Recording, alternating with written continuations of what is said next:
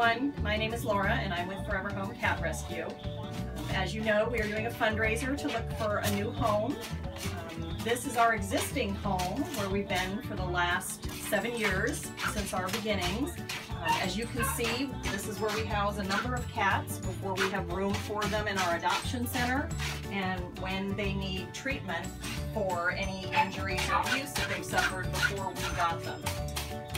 So we have Sage, who is one of our super lovable mamas who had her kittens, and her kittens are now almost to the age where they can be adopted, so we're letting her milk dry up because they're all weaned. She is super sweet and will make somebody a great cat. So as soon as we have room for her, she'll be going out.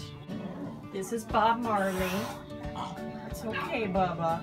He came to us with a huge gash under his chin where he'd obviously been probably in a fight or attacked by something. So he's on antibiotics and he's doing much better.